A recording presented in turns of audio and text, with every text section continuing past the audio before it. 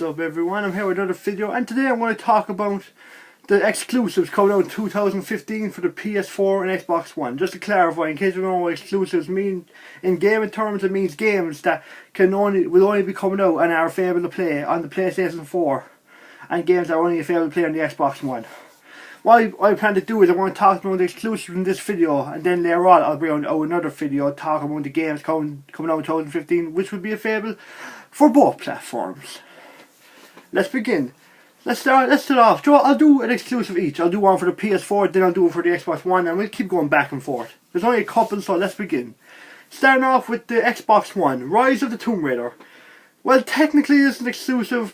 Here's the thing. When Rise of the Tomb Raider got announced, everyone was expecting it to be for the PS4 and Xbox One. Like, expecting to come on both consoles, because the most recent one before this did, and this was a sequel, and you just expected it to happen. But no, Xbox One decided to throw a curveball, come out left field, taking the Sony, and they stole it. But here's the thing, the reason it's technically an exclusive because it's a timed exclusive. But what I don't think it will be released for at least 8 to 12 months on the PS4, so that's why I'm going to count it as an Xbox One exclusive for 2015. It will more likely be available for the PS4 in 2016, but until then you can only play it on the Xbox One. And Rise of the Tomb Raider. I loved the original Tomb Raider. Well, when I say original, I mean the one that was on the PS3, the first one of the new series. It was great. It made the storytelling even better. It made Lara a more likeable character. It showed her more human side than just like the awesome badass side that we've always seen, which is nothing wrong with that, but it's nice to see the more human emotional side, how she became the badass. And the new Tomb Raider looks awesome. The brief trailer I saw, it looks like she's seeing a psychiatrist because all the stuff that happened in the previous game has screwed her up. And now, I think the game is going to take a very interesting twist. I think we're going to delve deeper into the mindset of Lara Croft, and I think it's going to be set in a more urban environment like cities. And I'm really looking forward to see what happens in the game, and I can't wait to play it. I think it's going to be a very good game, and hopefully it lives up to its previous one.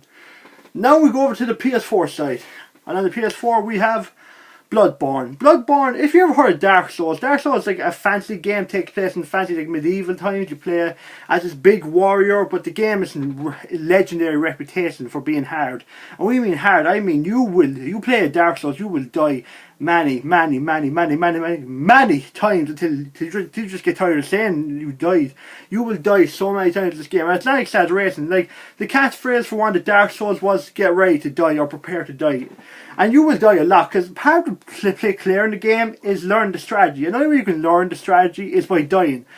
It sounds stupid, but it works in a weird way, and Bloodborne looks like a better looking, fast paced, better gameplay version of Dark Souls. I never had anything wrong with Dark Souls, but I was never too fond of the gameplay. It felt slow and sluggish, and they did it deliberately, but I think Bloodborne finds the right mix of slow but also smooth gameplay, and it looks really good. I love the setting. It looks like it's been set in like a Victorian medieval city with these just gruesome creatures. If you're into that kind of horror theme, it looks really good, and I can't wait to play it. And now, of course, back over to the Xbox One. And on the Xbox One we are going to talk about Crackdown 3.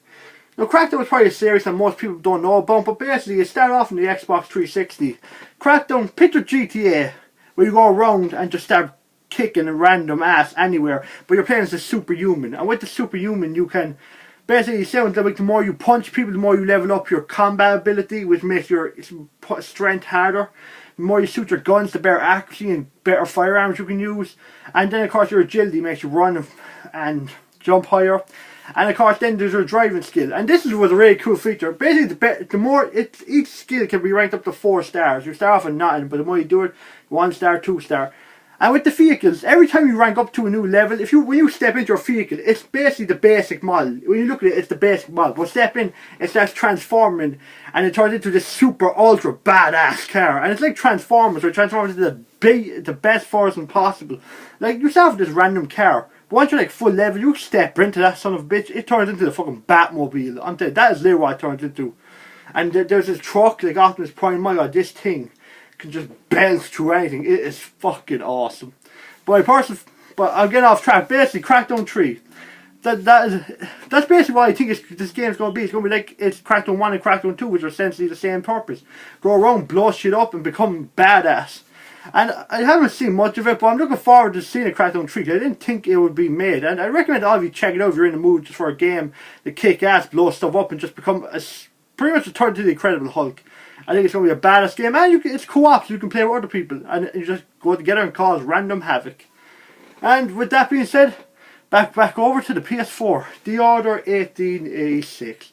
The Order, this game looks good. At first I wasn't too interested, but then the more I learned about it, the more I got into it. It basically is set in this like Victorian England, medieval time. You're part of this order who's hunting werewolves, supernatural creatures. But the thing is, you're not just any order. You're the Knights of the Round Table. Yes, the King Arthur, one and the same. And it looks awesome. The more I saw it, the more it looks better and better. The graphics look great. The gameplay looks fun. And the weapons look awesome. They're like a mix of like modern technology, well, technology back then mixed with this like supernatural element and weird technology, and it looks like it's going to be a really fun game. It has received some criticism from people, but mostly it's with graphics like 1080p and all that, and I understand that that's important, but it's not the most important thing to me, honestly. I think it still looks great, and I'm looking forward to the story to see what happens in it. I'm definitely going to check it out because it looks like it could be a really cool premise. I mean, you're playing as the Knights of the Round Table. When do you ever get to do that in a video game? It's very rare. And now with that, we'll move on finally to the next exclusive for the Xbox One, which is... Well, why? Would I save that to last? Would I save that to last or what? Would I? I saved it up between two, but I'm trying to think which one would I save to last. Would I save that one? Screw it. Next one, Quantum Break. This game is very hard to talk about. Basically, Quantum Break is this. Basically, if you ever saw Fringe, the TV show, it's about this like science that's really out there, like really weird stuff. And the concept is that basically you are science. I think it's like these three scientists something happens to them, and they all have these special powers, and they can use it in the real world and stuff.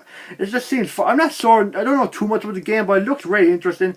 And there's this thing basically, whatever you do in the game, there's a TV show, but it's not being aired on TV. It comes on the game, and whatever you do in the game impacts the TV show. And you watch the TV show on the video game disc, and different things happen depending on what you do.